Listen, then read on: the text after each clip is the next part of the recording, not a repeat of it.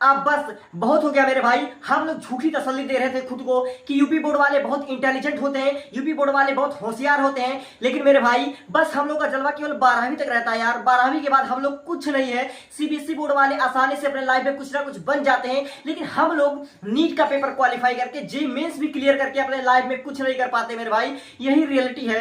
ठीक है, झूठी तसल्ली अपने आप को मत दो कि हम यूपी बोर्ड वाले हैं।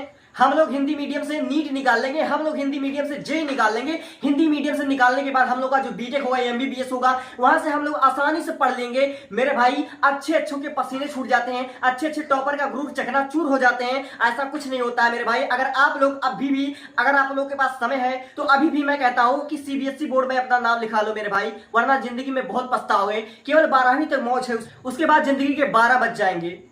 अरे अदर स्ट्रीम के बच्चे हो तो चलो चलने वाला है। ये आर्ट वाले बच्चे हम साइंस वालों का, कॉमर्स वालों का मजाक उड़ाते हैं। कहते हैं प्यार किया तो डरना क्या और आर्ट लिया तो पढ़ना क्या। अरे तुम पढ़ो साइंस का फोर्स, तुम करो सीए का फोर्स, हम तो डायरेक्ट आईएएस बनकर ही लौटेंगे। अरे मैं तो पक्का आईपीएस किरण बेदी बनूंगी। अरे ससुरी, ये साइंस वाले बच्चे अगर अपने लाइफ में डॉक्टर, इंजीनियर या कोई बड़ा काम ना कर पाए तो ये लोग डी फार्मा बी फार्मा करके अगर चौराहे पर बैठ जाएंगे तो इन लोगों का 30-35,000 50,000 रुपया कहीं नहीं गया। और एक कॉमर्स वाले बच्चे अगर जिंदगी में सीए ना बन पाए या कुछ बड़ा ना कर पाए तो किसी के हम मुनीबी भी कर लेंगे तो 25-30,000 रुपया इनका तो आसानी से आ जाएगा। लेकिन तुम आर्ट वाले क्या करोगे, मैं बताता हूं तुम आर्ट वाले क्या करोगे। तुम लोग आर्ट वाले 12वीं के बाद करोगे बीए का कोर्स। ठीक है, 3 साल 4 साल का अपना बीए करोगे। उसके बाद तुम लोग ऐसे बच्चे खिलाओगे, ललना लाल हुई है फुलवा के दीपा के बंगिया में आँच लागे। इससे ज्यादा कुछ नहीं होगा। मैं ओपन चैलेंज करता हूं 99% आर्ट वाले बच्चे अपने लाइफ में कुछ ना कर पाएंगे। अगर तुम्हारे अंदर ये नॉलेज ना हुई, तुम्हारे अंदर ये क्वालिटी नहीं, तुम्हारे अंदर ये स्किल नहीं हुए तो तुम भी गारा माटी का काम करोगे। ठीक है, हम साइंस कॉमर्स वालों को चिढ़ाना बंद कर दो। पहले तुम अपना फ्यूचर देखो, तब हमारे बारे में सोचो। Have we ever thought, what do I really? आखिर हम स्टूडेंट करें तो करें क्या। एक तरफ से हमारे देश के प्रधानमंत्री श्री नरेंद्र मोदी कहते हैं कि घर घर शिक्षा फैलाओ, घर घर शिक्षा अभियान चलाओ, बेटी बचाओ बेटी पढ़ाओ। और दूसरी तरफ एनडीए कहता है कि हम इस साल इतना कठिन पेपर सेट करेंगे, इतना कठिन पेपर सेट करेंगे क्योंकि स्टूडेंट की बस की बात नहीं कि उस पेपर को सॉल्व कर पाए। स्टूडेंट तो स्टूडेंट, पूरा कोटा की पीडब्ल्यू के और टीचर भी 3 घंटे में वह क्वेश्चन सॉल्व ना कर पाए जो कि नीट 2025 में आया है। सोचिए आप लोग, एक तरफ से हमारे देश के प्रधानमंत्री कहते हैं कि अपने बच्चों को पढ़ाओ, ठीक है, बेटी बचाओ और बेटी पढ़ाओ। ऊपर से एनटीए कहता है कि हम किसी भी बच्चे को डॉक्टर या इंजीनियर बनने नहीं देंगे। ठीक है, हम इतना कठिन पेपर सेट करेंगे कि बच्चा देख कर ही बेहोश हो जाए। हम लोग ऐसा पेपर बनाएंगे ठीक है, कि नीट के पेपर में जी एडवांस के लेवल का क्वेश्चन हम डाल देंगे। मेरे भाई, आप भी अगर फ्यूचर में डॉक्टर, इंजीनियर या फिर चार्टर्ड अकाउंटेंट बनना चाहते हो तो आप लोग का सपना ही रह जाएगा। क्योंकि आप लोग अच्छी तरीके से जानते हो कि 12वीं के बाद चाहे आप लोग बीटेक करोगे, चाहे एमबीबीएस करोगे या फिर चार्टर्ड अकाउंटेंट्स का कोर्स करोगे, ठीक है, A to Z all subject आपको इंग्लिश में ही पढ़ने होंगे। ठीक है, बीटेक के 42 सब्जेक्ट आपका टोटल इंग्लिश में रहेगा और एमबीबीएस का टोटल 19 सब्जेक्ट भी पूरा इंग्लिश में ही रहने वाला। और चार्टर्ड अकाउंटेंट का तो पहले इंग्लिश में ही रहेगा। ठीक है, इंग्लिश प्लस मैथ का कॉन्सेप्ट रहेगा। और आप लोग अच्छी तरीके से जानते हो कि हम आप लोग यूपी बोर्ड हैं। ठीक है, यूपी बोर्ड वाले अगर अचानक से इंग्लिश मीडियम में पहुंच जाए तो फिर उनका क्या हाल होगा। उन लोगों को सबसे पहली बात यह समझ में ही नहीं आएगा कि आखिर हम आ कहां गए हैं। क्या आपको पता है कि हर साल लगभग इंडिया के टॉप 10 मेडिकल कॉलेज में 47% बच्चे फर्स्ट ईयर में ही, एमबीबीएस फर्स्ट ईयर में ही फेल हो जाते हैं।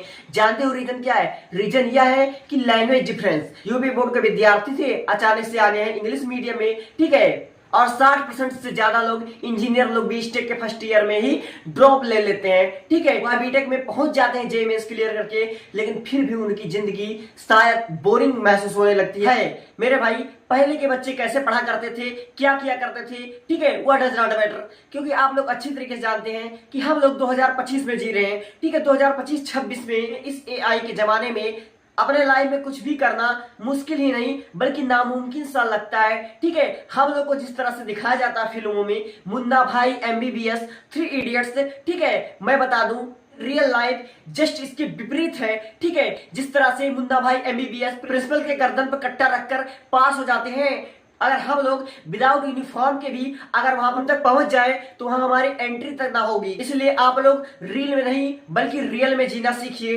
ठीक है। और इंडिया के एजुकेशन सिस्टम को पहचानिए और उसी के हिसाब से अपने आप को ढालिए और मजबूत बनाओ खुद को।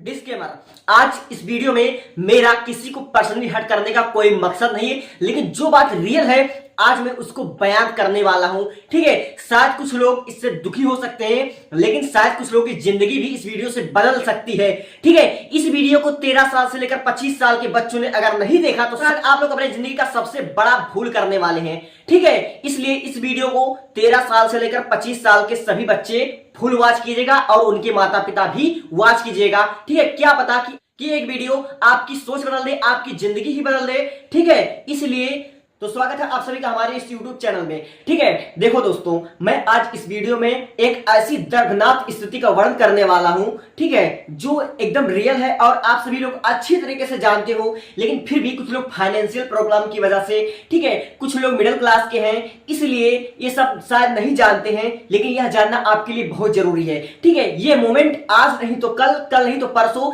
जैसे ही आप 12 पास करेंगे उसके बाद लाइफ में जो आपका ड्रीम होता है उसको ड्रीम को अचीव करने के लिए जब आप प्रयत्न करेंगे, ठीक है, आप एंट्रेंस एग्जाम भी क्वालिफाई कर लेंगे तो भी आपको सफलता ना मिलेगी, ठीक है। इसलिए जो रियल है उसको पहचानो, ठीक है। हम लोग सिर्फ कहने के लिए हिंदुस्तानी हैं, ठीक है, हिंदी हमारी मातृभाषा है, लेकिन ये सब किताबों में अच्छी लगती है, हमारे आज के युग में ऐसा होता बिल्कुल नहीं है, ठीक है। आप लोग जानते हैं कि इंडिया में यूपी बोर्ड यानी कि हिंदी मीडियम से केवल 75 जिलों में ही पढ़ाई होती है और बाकी सभी स्टेट और डिस्ट्रिक्ट में सीबीएसई बोर्ड से पढ़ाई होती है, ठीक है। और आप लोग अच्छे तरीके से जानते हैं कि यूपी बोर्ड की फीस बहुत ही कम होती है, बल्कि सीबीएसई बोर्ड की फीस बहुत ही ज्यादा होती है, जो कि एक मिडिल क्लास फैमिली के लिए खर्च करना शायद पर्याप्त नहीं होगा।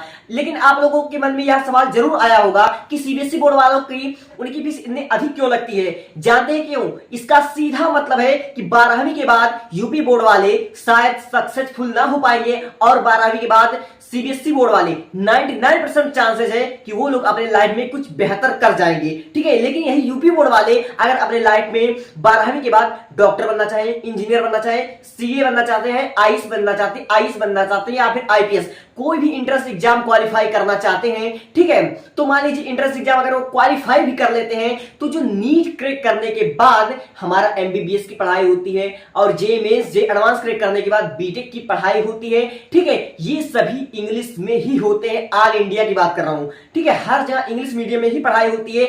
तो हम लोग जो यूपी बोर्ड से पढ़े हैं 12वीं तक, हम लोग घाटे में हो जाएंगे, ठीक है, क्योंकि यूपी बोर्ड का बच्चा अगर हिंदी मीडियम से 12वीं और एंट्रेंस एग्जाम क्वालिफाई करके एमबीबीएस में यानी कि एम्स में जब पहुंचेगा या फिर किसी भी मेडिकल गवर्नमेंट कॉलेज में पहुंचेगा तो वहां पर सारी किताबें जो होगी इंग्लिश में होगी। तो आप लोग ही दिमाग लगाइए, क्या उस बच्चे को वह किताबें समझ में आएंगी? आप खुद ही दिमाग लगा सकते हैं। लेकिन हम सब यह जानते हुए कि 12वीं के बाद सारी पढ़ाइयां इंग्लिश में होने वाली है, तो फिर हम जानबूझकर अपने आप को क्यों बेवकूफ बना रहे हैं? क्यों हम हिंदी मीडियम से पढ़ाई कर रहे हैं? हम क्यों ना सीबीएसई बोर्ड से पढ़ना स्टार्ट कर दें, ठीक है। तो इसका रीजन यही है कि फाइनेंशियल प्रॉब्लम, ठीक है। हम लोग मिडिल क्लास के स्टूडेंट हैं, हम लोग के पास उतने पैसे पर्याप्त नहीं है। लेकिन मैं कहना चाहूंगा उन विद्यार्थियों के पेरेंट्स से, ठीक है, जिनको अपने बच्चों को सीबीएसई बोर्ड में पढ़ाने भर की क्षमता है, तो वो लोग सीबीएसई बोर्ड में अपने बच्चों का एडमिशन करवा दें, ठीक है। वरना आपको या आपके बच्चे को यह रियलाइज ना होगा कि उन्होंने यूपी बोर्ड चूज करके कितनी बड़ी मिस्टेक कर दी है, ठीक है। आपको पता है कि अच्छे जो नीट में टॉप कर लेते हैं, जो जेईई जेईई एडवांस में टॉप कर लेते हैं, वह जब एम्स में या फिर किसी भी मेडिकल कॉलेज में जाते हैं तो फर्स्ट ईयर में ही, एमबीबीएस के फर्स्ट ईयर में या फिर बीटेक की फर्स्ट ईयर में ही 47% से ज्यादा लोग फेल हो जाते हैं। जानते हैं क्यों? इसका कारण यह नहीं होता है कि वह बच्चा कमजोर है पढ़ने में, क्योंकि आप लोग अच्छे तरीके से जानते हैं कि जो बच्चा नीट में टॉप करके आया है, जो बच्चा जेईई एडवांस क्लियर करके आया है, वह बच्चा कोई ऐसा वैसा छात्र तो हो ही नहीं सकता, वह साधारण हो ही नहीं सकता, क्योंकि आप लोग अच्छे तरीके जानते हैं कि नीट में 25 लाख बच्चों को पीछे ढकेलना कोई हलवा नहीं है, ठीक है। तो आखिर इतने टॉपर बच्चे जो अपने लाइफ में इतनी बड़ी एंट्रेंस एग्जाम को क्वालिफाई कर लेते हैं, वह एक फाइटर होते हैं, एक फाइटर होने के बावजूद भी वह आखिर क्यों फेल हो जाते हैं एमबीबीएस में, बीटेक में, सीए की परीक्षा में या किसी अदर आईएएस या फिर पीसीएस की? जानते क्यों? इसका मेन कारण होता है लैंग्वेज डिफरेंस। यूपी बोर्ड यानी कि हिंदी मीडियम से पढ़कर आया हुआ बच्चा अगर अचानक से इंग्लिश मीडियम में पढ़ने लगे, अगर वह इंग्लिश की पुस्तकों को ऐसे देखने लगा तो उसके समझ में कुछ ना आएगी, ठीक है। वह बच्चा डिप्रेशन में चला जाएगा कि यार मेरे साथ यह क्या हो गया। वह नीट टॉपर, वह जेई टॉपर, जो दुनिया की नजर में टॉपर होता है, वह आखिरकार एक लूजर हो जाता है खुद के नजर में ही। क्यों? क्योंकि उसने यूपी बोर्ड से पढ़ाई करा था, ठीक है। काश वही बच्चा अगर सीबीएसई बोर्ड से पढ़ा होता तो उसको एमबीबीएस की जितने भी सब्जेक्ट्स होते हैं जो इंग्लिश मीडियम में होते हैं सब कुछ समझ में आता। बीटेक के 42 सब्जेक्ट उसको बहुत ही आसानी से समझ में आता है, ठीक है। बच्चे लोग एंट्रेंस एग्जाम क्वालिफाई करने के बाद जब वहां कोई कोर्स करते हैं एमबीबीएस या बीटेक, तो कम से कम उनको 1 साल लग जाता है वहां पर घुलने मिलने में, वहां की भाषाओं को समझने में, वहां की एटमॉस्फेयर को समझने में। तो जो लोग सीबीएसई बोर्ड वाले हैं उनके तो मजे मजे हैं, लेकिन जो लोग यूपी बोर्ड वाले हैं उनसे मैं कहना चाहूंगा कि अगर आप लोगों ने अभी अभी 10 पास की है तो आप लोग 11 में सीबीएसई बोर्ड में एडमिशन ले लो। और यूपी बोर्ड वाले जो आप 12 पास कर चुके हो या 12 में ही हो, आप लोग इंग्लिश स्पोकन कोर्स सीख लो, आपकी जिंदगी में बहुत काम आने वाली है अगर आप लोग फ्यूचर में कुछ बनना चाहते हो तो। वरना आपको यह लैंग्वेज, ठीक है, यह लैंग्वेज ही, यह इंग्लिश भाषा ही आपके लिए काल बन जाएगी, आपको बोरिंग महसूस करा देगी अपनी जिंदगी को, ठीक है। तो यही था सीबीएसई बोर्ड और यूपी बोर्ड में अंतर, ठीक है। यूपी बोर्ड आया था 1921 में और सीबीएसई बोर्ड आया था 1927 में। लेकिन सीबीएसई बोर्ड का जलवा इतना अधिक हो चुका है, ठीक है। दरअसल बात यह है कि हमारे इंडिया में हर एक कॉलेज में इंग्लिश मीडियम में ही पढ़ाई अच्छी होती है और इंग्लिश मीडियम वाले टीचरों की अच्छी सैलरी मिलती है। और वहीं पर आप लोग यूपी बोर्ड के किसी टीचर की, प्राइवेट टीचर की अगर आप लोग सैलरी देखेंगे तो 10-15 हजार रुपए ही होंगे। क्यों? क्योंकि यूपी बोर्ड वाले की सिलेक्शन के चांसेस मात्र 9-10% रहते हैं और सीबीएसई बोर्ड वालों के सिलेक्शन के सक्सेस के चांसेस 90% से भी ज्यादा रहते हैं। ओके, सो आपको मेरा यह वीडियो कैसा लगा आप लोग कमेंट कर सकते हैं अगर आपका कोई भी क्वेश्चन हो तो। लेकिन जो रियलिटी है उसको मैंने हाय हाय मैं मर जावा तेरे बिन।